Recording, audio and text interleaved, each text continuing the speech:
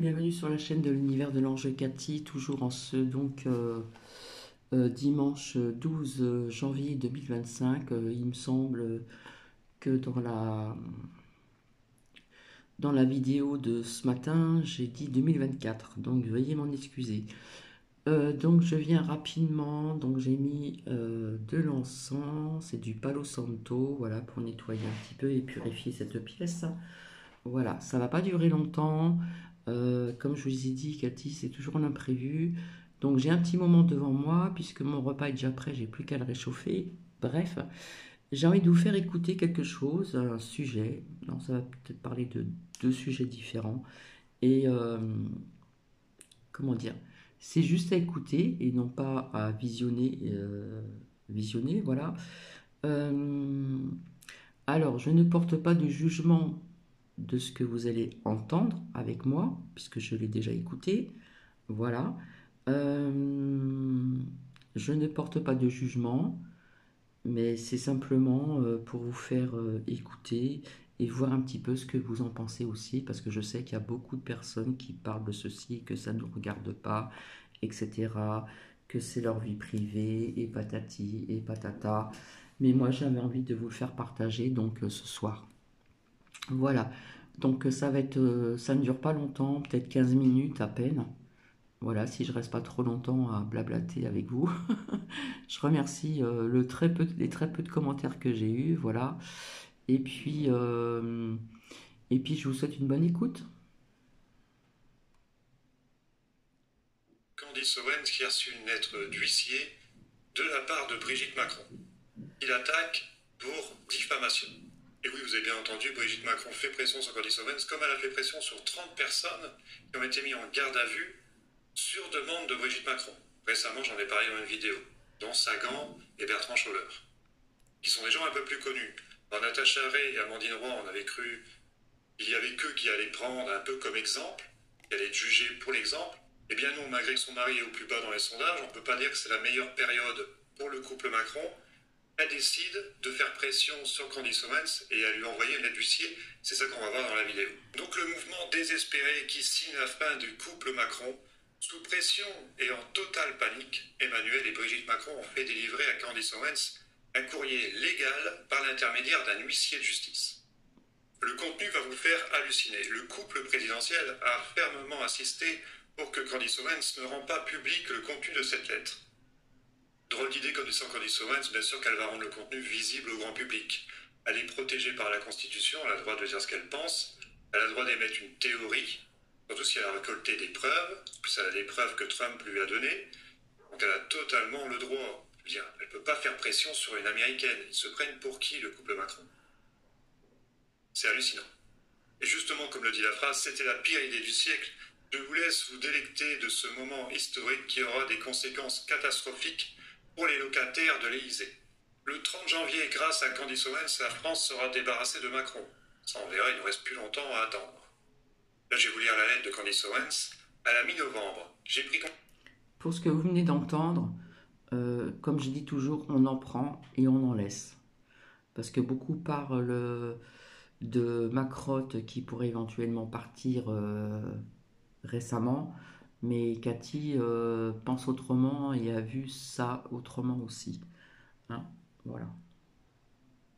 Contact avec un journaliste, donc c'est Xavier Poussard, qui prétendait détenir un ensemble de preuves attestant que Brigitte Macron était née de sexe masculin. En décembre, je me suis rendu en Europe pour examiner les preuves et interviewer le journaliste pendant plus de 2 heures. 10 jours seulement après notre première correspondance, le président Emmanuel Macron et son épouse Brigitte Macron m'ont envoyé une menace juridique qu'ils ont exigé de ne pas rendre publique. Grosse erreur. Aujourd'hui, je vais bien sûr publier cette lettre. Nous pensons que cette menace juridique a été envoyée pour nous intimider, c'est évident, et nous empêcher de publier l'article explosif qui devrait être diffusé le 30 janvier. Je vous dis, il ne reste plus longtemps à attendre, et on verra. Nous verrons bien, n'est-ce pas? Ce qu'il y a dans l'article. On en reparlera dans une vidéo.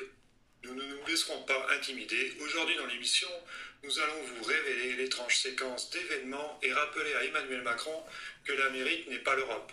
Nous avons la liberté d'expression ici et nous ne serons pas réduits au silence. Nous vous invitons, vous et votre monsieur, à venir nous rendre visite. Donc elle parle à Emmanuel et Brigitte Macron. On ça m'étonnerait qu'ils vont aller lui rendre visite. Une armée entière de journalistes indépendants vous attendent tous les deux. Je ne pense pas qu'Emmanuel et Brigitte Macron vont aller répondre à une armée de journalistes indépendants aux États-Unis, surtout sur ce sujet. Et la lettre continue, veuillez demander à vos avocats, donc les avocats de Brigitte Macron, de ne jamais demander à un Américain ce qu'il peut ou ne peut pas publier. Vous avez gardé de nombreux secrets dans votre vie, ça c'est Candace Owens qui dit à Brigitte, mais je ne suis pas votre journal intime. Toutes les correspondances entre nous, de nos équipes juridiques, seront accessibles au public. Elle a fait une grosse erreur en envoyant une lettre d'huissier. Nous reviendrons vers votre équipe demain avec des questions spécifiques auxquelles vous devrez répondre avant la publication de notre examen, beaucoup plus approfondi de la vie antérieure de Brigitte. Comme nous l'avons déjà indiqué, les erreurs factuelles mineures que nous avons commises concernant la personne qui a donné naissance aux enfants de Brigitte seront corrigées. De même, nous corrigeons notre affirmation selon laquelle la photo de communion présentée comme preuve de sa jeunesse a été recolorée. Il y a énormément de débats sur la photo de communion. Xavier Poussard dit que c'est la vraie Brigitte Macron et qu'en fait après il y a eu usurpation d'identité. Chacun a sa théorie sur la photo de communion. Et nous maintenons que la personne sur la photo de communion n'est pas votre femme. Et nous avons de solides preuves pour étayer cette affirmation. C'est Candace Owens qui dit ça à Brigitte Macron. Notre métier n'est pas de mentir. Par conséquent, nous nous attendons à ce que vous répondiez simplement, si vous en avez l'occasion, au fond de la question de savoir si votre femme actuelle a vécu ou non en tant qu'homme avant sa transition. Nous avons hâte d'être contactés, dit Candace Owens. Ça m'étonnerait qu'ils vont être contactés par Brigitte Macron. D'abord, le peu de preuves qu'elle a données à Candace Owens, qu'elle a envoyées à Candace Owens, c'est des preuves totalement fausses, comme cette personne âgée qui était à l'Élysée, qui a dit que c'est son frère, on va en parler juste après. À chaque fois, elle envoie les mêmes photos, elle n'a aucune preuve, en fait, de son existence avant.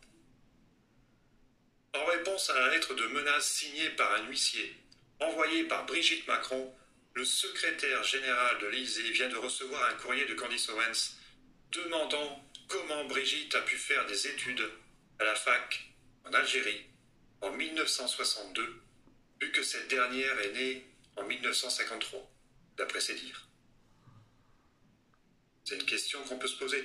Et vu les tensions qu'il y a avec l'Algérie, et comment Emmanuel Macron prend des gants avec l'Algérie, ça expliquerait beaucoup de choses. Parce que l'Algérie, c'est énormément de choses sur le passé de Brigitte Macron.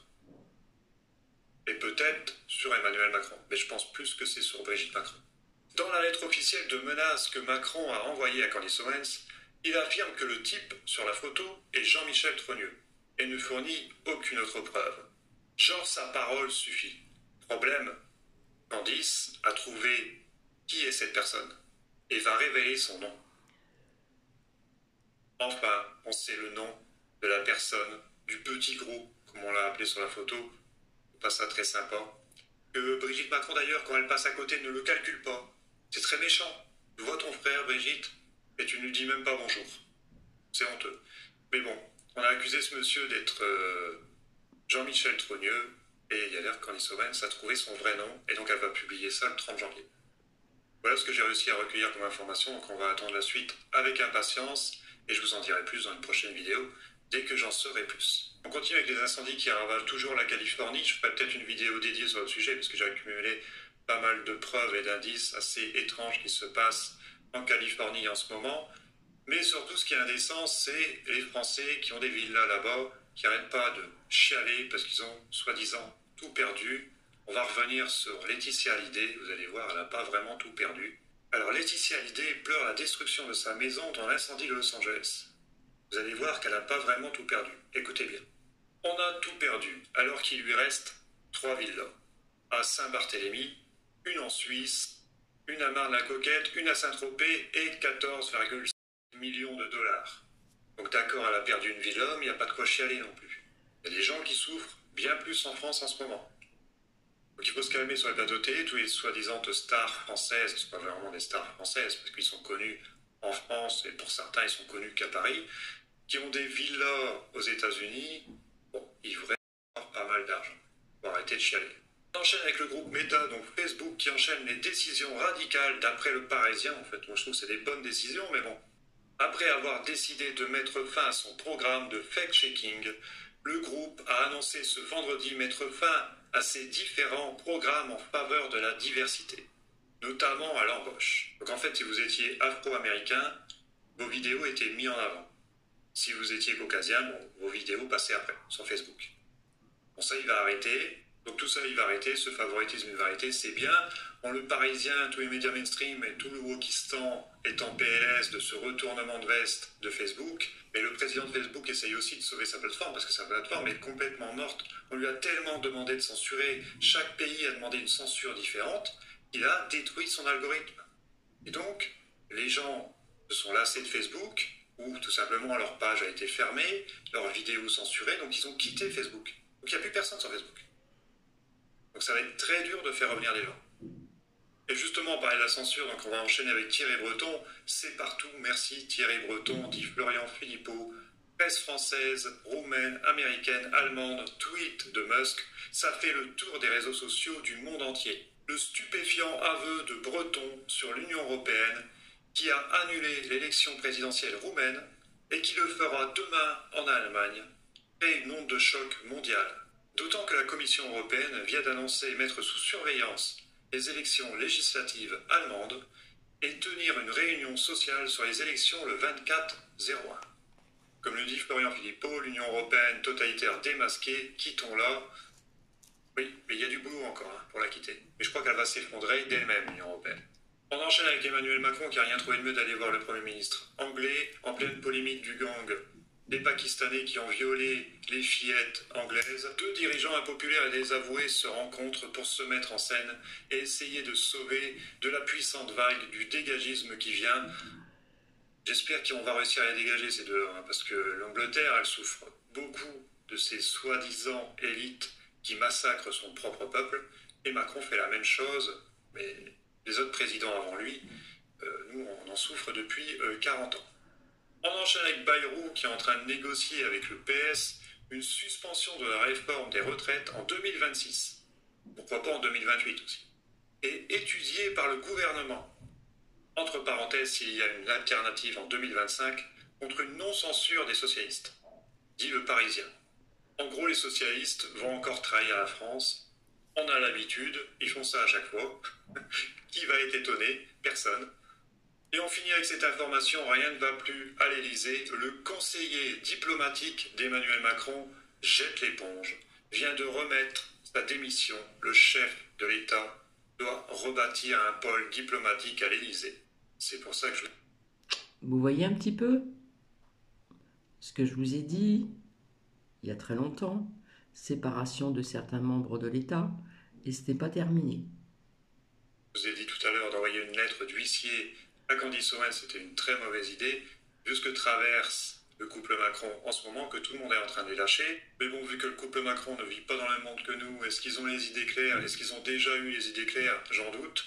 En tout cas, moi je voulais sur cette information, likez, partagez si vous avez aimé, abonnez-vous si c'est... Voilà, donc ça n'a pas duré ça n'a pas duré longtemps. Donc j'ai une personne qui m'a dit, en ce qui concerne toujours ce narratif de la crainte vis-à-vis de cette grippe, j'ai cru comprendre qu'il recommence à mettre la crainte envers ces personnes qui écoutent les merdias aussi. Hein. Apparemment, faut-il se déshabiller, changer de vêtements en rentrant chez soi. Alors, une toute petite histoire très courte, quand je faisais des gardes d'enfants, pendant le cocorico, je suis tombée sur une femme qui était très gentille, hein, en couple, avec deux enfants. Et puis, donc, elle avait la crainte, vraiment, ça se voyait énormément. Donc, ce qu'elle faisait, c'est-à-dire que quand on arrivait, au lieu de mettre nos vêtements accrochés sur un porte-manteau à l'intérieur de son logement, eh bien, elle mettait une chaise et il fallait laisser nos vêtements dehors, c'est-à-dire manteau, veste, etc., etc. Les chaussures, c'est normal, on se déchausse. Et dès qu'elle arrivait, tout s'est bien passé, etc. Tout de suite, en panique, hop, elle mettait son écharpe, son manteau, etc. dans la machine à laver, ainsi que tous les vêtements d'enfant. Et tous les jours, c'était comme ça. Voilà. Donc, il recommence ce narratif de la crainte. D'accord? Donc, moi, quand j'y allais, je laissais mon manteau, je respectais hein, sur une chaise, comment dire, dans le couloir, à côté de la porte d'entrée. Et parce que c'était dans une résidence, on aurait pu me piquer mon manteau ou ma veste, c'est pas grave. Bon, bref. Et ben, j'ai envie de vous dire encore, Cathy est toujours là. Voilà. Donc, il recommence ce narratif de la crainte. Et maintenant, il nous parle, est-ce qu'il faut, dès qu'on rentre chez soi, laver tout de suite ses vêtements, euh, pas tous les... Ouais, presque tous les jours apparemment. Voilà. Donc, comme je dis tout le temps, vous avez votre libre arbitre, votre propre choix. Donc ça n'a rien à voir avec ce que je viens de vous faire écouter. Mais j'ai pensé que ça pouvait être intéressant aussi, parce que je n'étais pas au courant en ce qui concerne, je ne sais plus comment il s'appelle là, euh, le conseiller diplomate d'Emmanuel Macron vient de remettre sa démission. Hein, le chef de l'État doit rebâtir un pôle diplomatique à l'Élysée. Voilà. Donc, comme je vous l'ai dit, c'est sorti il n'y a pas tellement longtemps, avec les lames de l'oracle des miroirs, séparation de certains membres de l'État. Ok, voilà. Donc, je vous souhaite une bonne soirée. Alors, demain, je vais être prise, mardi également. Mercredi, j'ai l'association, donc pour coiffer le matin. Et je pense que je serai enfin, davantage disponible à partir de jeudi. Mais avec Cathy, il y a toujours des imprévus, ça va être très bien aussi le soir. Voilà. Donc, j'espère que vous avez écouté jusqu'au bout. Je vous souhaite une agréable soirée et je vous dis à très bientôt. Bisous, bisous. Au revoir. Et merci à la voix de Cathy Ange. Je crois que c'est ça. Merci infiniment. Merci à vous aussi. Bisous.